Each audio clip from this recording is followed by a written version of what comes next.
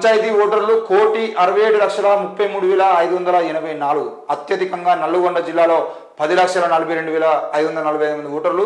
అత్యల్పంగా మేడ్చల్ జిల్లాలో మల్కాజిగిరిలో 64,000 మంది ఓటర్లు. పురుషులు 82,04,00,000 మంది, 82,04,518. మహిళలేమో 85,28,573. అంటే పురుషుల కన్నా మహిళా ఓటర్లే దాదాపు 3.5 లక్షల మంది, 3,20,000 మంది కనబడతా ఉన్నారు.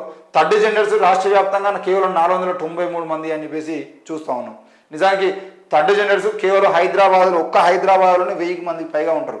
అంటే ఈ ఓటర్ లిస్టు సంబంధించిన విషయంలో ఓటింగ్ నమోదు చేసుకునేటప్పుడు వాళ్ళు అమ్మాయిగానా లేదంటే అబ్బాయిగానా, చాలామంది ఇక్కడ థర్డ్ జెండర్ సంబంధించిన విషయంలో మారిన వాళ్ళందరూ థర్డ్ జెండర్స్గా ప్రకటించుకుంటారని చెప్పేసి అనుకుంటారు. కానీ ఇక్కడ ఏం జరుగుతుందనంటే వాళ్ళు అమ్మాయిగా ఉన్న వాళ్ళు అబ్బాయిగా మారితే, లేదంటే ఆ థర్డ్ జెండర్కి సంబంధించిన విషయంలో వివిధ రకాల శాఖలు ఏవైతే ఉంటాయో, వర్గాలు ఏవైతే ఉంటాయో వాటికి సంబంధించిన విషయంలో వాళ్ళు మార్చుకుంటారు. ఇప్పుడు ఒక అబ్బాయి అమ్మాయిగా మారిందనంటే అమ్మాయిగానే ఆయన తనను తాను ప్రమోట్ చేసుకున్నట్టుగా అమ్మాయిల కిందనే ఆయన ఓటు నమోదు చేసుకునే అవకాశాలు కూడా ఉంటాయి.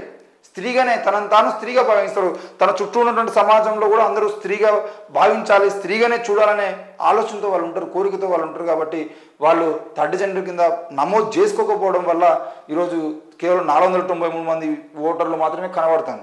చాలామంది ఓటర్లు వాళ్ళకి ఇల్లు ఉండదు, ఇంట్లోకి వెళ్ళి వాళ్ళని బయటకు పంపిస్తారు. ఈరోజు థర్డ్ జెండర్లకు సంబంధించిన విషయంలో కూడా ప్రభుత్వం ఆలోచన చేయాలా.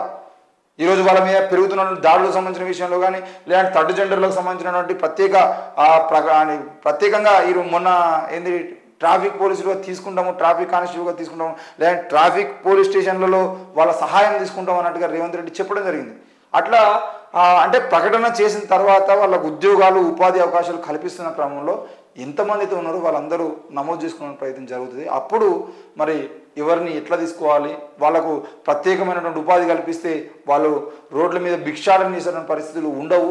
చాలామంది భిక్షాటన చేస్తున్న క్రమంలో కూడా చాలామంది మాట్లాడుతూ ఉంటారు, ఏంది థర్డ్ జెండర్కి సంబంధించిన విషయంలో వీళ్ళు రోడ్ల మీద ఇష్టం ఉన్నట్టు మాట్లాడుతూ ఉంటారు, ట్రైన్లలో కానీ బస్సుల్లో కానీ ఎక్కి డిమాండ్ చేస్తూ ఉంటారు. అంటే అరే వాళ్ళకు ఉద్యోగం లేదు, ఉపాధి లేదు, బతకడానికి తినడానికి తిండి లేకుండా, ఇల్లు రెంట్ కట్టడానికి పరిస్థితులు లేకుండా వాళ్ళు ఏడికి పోయినా చీకొడుతున్నటువంటి ఈ సమాజంలో వాళ్ళు కనీసం ఆ భిక్షాటన చేసుకుంటూనే కడుపు నింపుకునేటువంటి పరిస్థితులు ఉన్నాయి. కాబట్టి ఈరోజు వాళ్ళు వేలలో సంపాదిస్తారు, మస్తు పైసలు ఉంటాయంటే ఆ పైసలు తీసుకోపోతే వాళ్ళను ఏడికి పోయినా వివక్షతను చూస్తున్న క్రమంలో వాళ్ళ బతకాలంటే ఇబ్బంది అయిన పరిస్థితులు ఉన్నాయి. కాబట్టి ఈరోజు వాళ్ళు భిక్షాటన చేసే పరిస్థితులు ఉన్నాయి.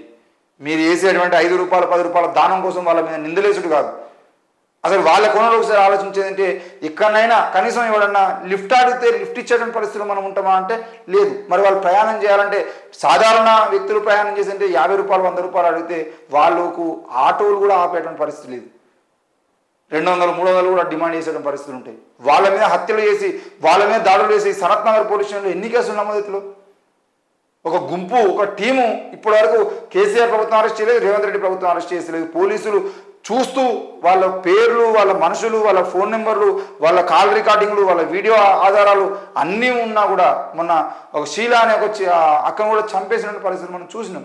మరి ఇంతగానో ఎందుకు జరుగుతున్నాయనంటే వాళ్ళకు రక్షణ లేదు, వాళ్ళకు ఉపాధి లేదు, వాళ్ళకు ఉద్యోగాలు లేవు, వాళ్ళ కాలం మీద వాళ్ళు నిలబడేటువంటి పరిస్థితులు మనం కల్పించట్లేదు. కాబట్టి ఈరోజు ఇంత దారుణమైన పరిస్థితులు. వాళ్ళు చదువుకుందామంటే పోతే కాలేజీలో వివక్ష, కాలేజీ పని చేయాల్సిన పరిస్థితులు, ఉద్యోగం పోతే ఉద్యోగంలో వివక్ష, ఉద్యోగం పని చేయాల్సిన పరిస్థితులు, ఉపాధి నిర్మించుకుంటే ఆ ఉపాధి మీద దాడి, అక్కడికి ఎవరు గిరాకీ రాకపోవడం, దానివల్ల ఏది లేక ఈరోజు భిక్షాటన చేసేటువంటి పరిస్థితి ఉన్నది.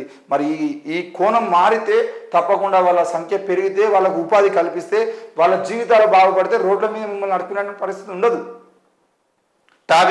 ట్రాఫికింగ్ ఉమెన్ ట్రాఫికింగ్లో కానీ, ఇటు అంటే ట్రాఫిక్ స్టేషన్లలో కానీ, లేదంటే రికార్డులు నమోదు చేసే దగ్గర కానీ, అన్ని గవర్నమెంట్ ఆఫీసుల్లో ఖాళీగా ఉన్న పోస్టులో కానీ, లేదంటే ఏదో ఒక సందర్భంలో వాళ్ళందరికీ థర్డ్ జనరేషన్కి ఉద్యోగాలు కల్పించుకుంటూ పోండి, ఉపాధి కల్పిస్తూ పోండి. అప్పుడు ఎందుకు వాళ్ళ జీవితాలు బాగుపడి వాళ్ళ రోడ్ల మీద అడక తినేటువంటి పరిస్థితి ఎందుకు ఉంటుంది అనేది మనం ఆలోచన చేయవచ్చు. మొత్తానికి అయితే రాష్ట్ర వ్యాప్తంగా 82 లక్షల మంది పురుషులు ఉండేది ఓటర్లు, 85 లక్షల మంది మహిళా ఓటర్లు ఉన్నారు. మరి 85 లక్షల మంది మహిళా ఓటర్లు ఈసారి చదువుకున్న వాళ్ళని, విద్యావంతులని, విద్యావంతులు కాకపోయినా కూడా ప్రజా సమస్యల మీద ఎంతో కొంత మాట్లాడేటువంటి ధైర్యం ఉన్న వాళ్ళని, ప్రజా సమస్యల కోసం పనిచేసే వాళ్ళని మీరు సర్పంచులుగా గెలిపించడానికి ప్రయత్నం చేయండి.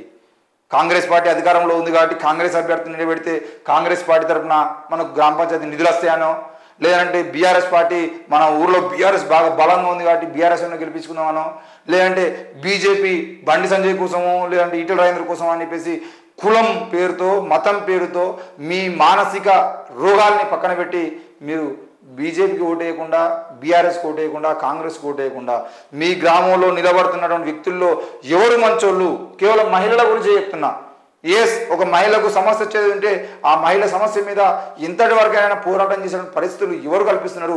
గ్రామంలో గంజాయి పెరుగుతున్నది, గంజాయి విషయంలో ఎవరు గంజాయిని కట్టడి చేయగలరు, ఎవరు గంజాయి విషయంలో సీరియస్గా పనిచేయగలరు అనే విషయాలు, చాలా రకాల విషయాలు గ్రామ అభివృద్ధి గురించి కానీ, గ్రామంలో యువత గురించి కానీ, ఉద్యోగాలు ఉపాధికి సంబంధించిన విషయంలో మన పిల్లల్ని వేరే ఊళ్ళోకి పంపించి చదివించే విషయంలో కానీ, ప్రభుత్వ పాఠశాలను మెరుగుపరిచేటువంటి విషయంలో కానీ, గ్రామంలో పారిశుద్ధ్యం సంబంధించిన విషయంలో ఎవరు మాట్లాడే అవకాశం ఉంది, ఎవరికి అందరికీ మాట్లాడే అవకాశం కల్పిస్తారు, ఇవన్నీ విషయాలను గమనించిన తర్వాత ఊర్లో ఇల్లమ్మ గుడి కట్టిస్తామనో, ఊర్లో లేదంటే పోషమ్మ గుడి కట్టిస్తామనో, లేదంటే ఊర్లో మేము అది చేస్తాము ఇది చేస్తామనో కాకుండా మేము ఎడ్యుకేషన్ సంబంధించిన విషయంలో మన గ్రామం నుండి ఎవరైనా ఉద్యోగాలకు అప్లై చేసుకుంటే ఆ ఉద్యోగాలకు కోచింగ్ సెంటర్లలో ఫీజు రాయితీ గురించి మాట్లాడడం కానీ, లేదంటే హాస్టల్లో సీట్లు ఇప్పించడం కానీ, గురుకులాల్లో సీట్లు ఇప్పించడం కానీ, దగ్గరుండి చదివించడం కానీ, దగ్గరుండి ట్రైనింగ్ ఇచ్చడం కానీ, ఇట్లాంటివి ఎవరు చేస్తారు?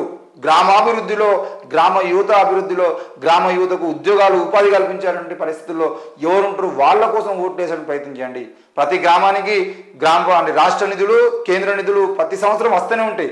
కాంగ్రెస్ సర్పంచ్ ఉన్నా, బీఆర్ఎస్ సర్పంచ్ ఉన్నా, బండి సంజయ్ మనుషులున్నా, ఎవరున్నా వ్యక్తుల్ని చూసి కాదు, ఆటోమేటిక్గా గ్రామ పంచాయతీలో నిధులు వస్తాయి. ఆ నిధులు సక్రమంగా ఎవరు ఉపయోగించాలని పరిస్థితి ఉంటుందో వాళ్ళను నిలబెట్టడానికి ప్రయత్నం చేయండి.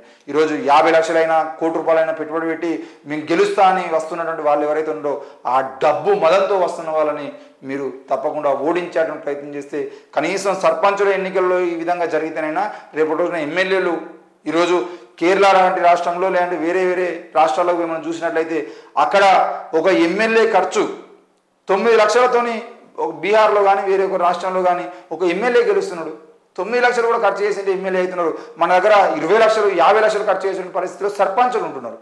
మరి ఈ పరిస్థితులు మార్చాలంటే మహిళలు కలుసుకుంటే సరిపోతుంది.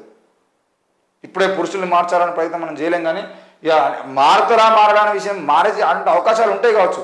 కానీ వీళ్ళు రాజకీయాల్లో ఉంటూ రాజకీయాల చుట్టూ వాళ్ళ జీవితాలు మెడలేసుకుని తిరుగుతూ ఉంటారు. కాబట్టి మరి వాళ్ళ గురించి కాకుండా మహిళలు 85 లక్షల మంది మహిళలు, మెజారిటీ మహిళలు కనుక తలుచుకుంటే రాజకీయాలు మారుతాయి.